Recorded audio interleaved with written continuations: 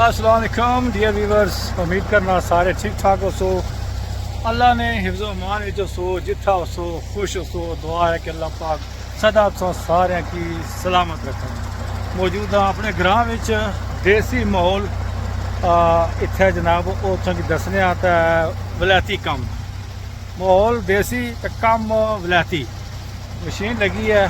माल मवेशी वास्ते चारा जहा बनाने होने टोका टुकड़े वाली वो उत्थों की अज दसने मंदिर ये तुस तकने पे हो कि ये बाजरा तो मक्क कटाई हुई है ये सुखी तो मुड़ी सकी ट्रैक्टर ने पिछा मशीन लगी है ये टोक टुकने वाली ये जनाब वाली इतना माल डंगर वास्ते टोक टुकन होनी भी है। ये ग्रां देसी माहौल बुजुर्ग जनाब मेहनत करने पे अपना ट्रैक्टर रखा हुआ तो नाल टोक टुकने वाली मशीन है इसने भी इस तरह रस्सी बाहर जोर दे दिया तो फिर आपको चिक्की करनी है इसके अंदर ये टोक बननी भी है ये तक उतों ये जनाब ट्राली ने लगभग या पौनी ट्राली ने लगभग हो गई है। ये पीछे शवाकत साहब इन्होंने ये प्लाट आ इतना इन्ना मक्क बाजरा लाया सी है पाला डंगर से तो गया हुई तैयार तो हूँ इतना जनाब ग्रां नाल माहौल तक बड़े खूबसूरत मकान साइडों पर एक कोठी माशाल्लाह खूबसूरत मंजर पेश करनी भी है। इस देसी माहौल में नाल ही तकी सकते उतना गार्डन है छोटा जा ये बैंगन भी इतने लगे है बैंगन माशाल्लाह ये शवाकत साहब ना गार्डन है। शवाकत साहब माशाल्लाह बड़ा सोहना गार्डन ला रहे घर सब्जियां हो जानियां माशाल्लाह जी घर सब कुछ करा होंगे ये पकाने हो माशाल्लाह जी वो क्या चीज़ है किलो दसो जनाब पिछे पिछा को कड़ो तक्का कुछ ये जनाब मेहनत करने थे पानी शानी मौजूद है चाहो हाँ जी कि कोई है को 2-4 किलो 5 किलो ये ओ कंप्यूटर चाहो हाँ पर बिस्मिल्लाह करी दे तो कोई जी माशाल्लाह जी एक घर ना पिठा ये जेड़े बंदे ये माड़े वास्ते ने माशाल्लाह जी ये माड़े वास्ते जनाब इन्ना पिठा ये नालू लाई किंदा तो ये जरा पिठा है ना ये बड़ा एक मज़ेदार जनाब वाली इसना हलवा जहा बनाने होने न जिन्हें बंद नहीं कदा खादा वो एक बार ट्राई जरूर करो। तो यह तो कोई जनाब कटी का इन्ना शवाकत साहब है इन्होंने ये छोटा जहा गार्डन है ये काफ़ी वो मकदार इसलिए बेलों दी जानियां भी ये पिछे दियाँ ये साढ़े ग्रां ना ये देसी माहौल तो खूब अच्छा माशाल्लाह माशाल्लाह माशाल्लाह माशाल्लाह जी। ये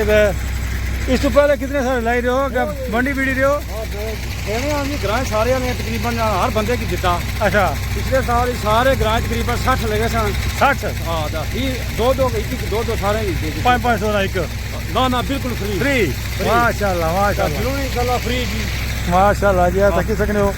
ये चार इस लाए ने हमारे सामने का पीछे हाले और पे बाकी के लाने पे मैं बाकी कोई दाएं बाएं और कोई चीज़ रखना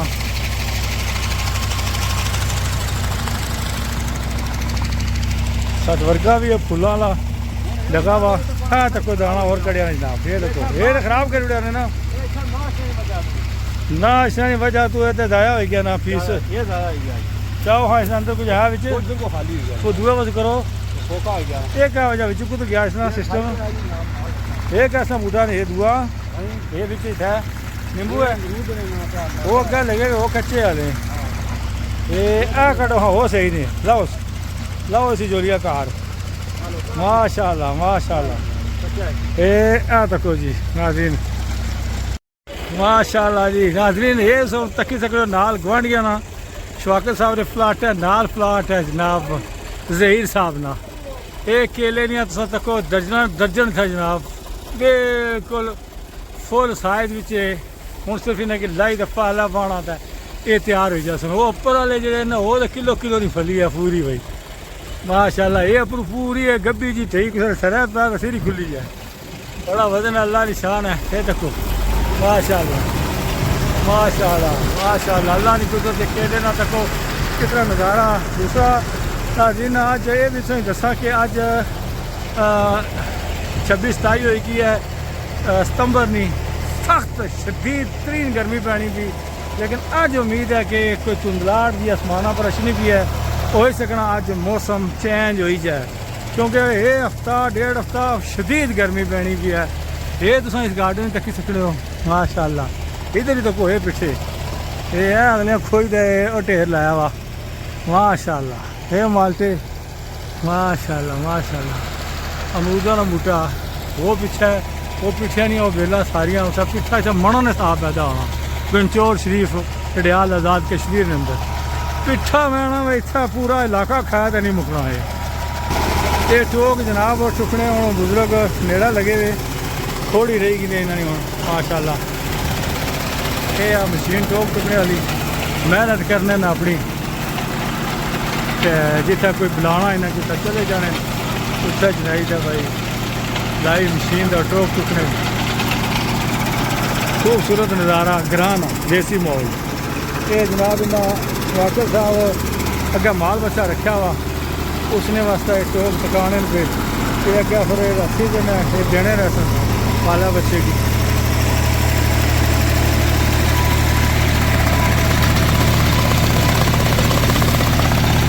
इतना शोर ज़्यादा आवाज़ घट ही अच्छी होती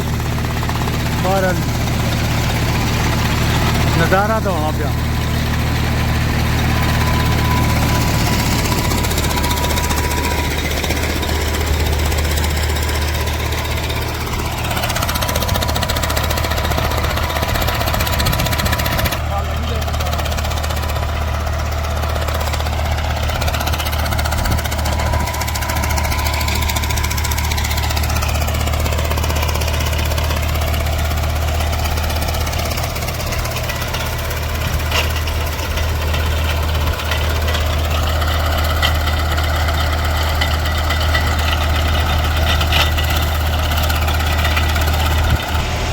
इतों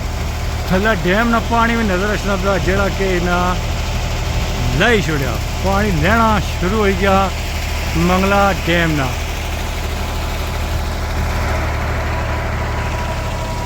ऐसी है खूबसूरत मंजर गंचौर डडियाल आज़ाद कश्मीर का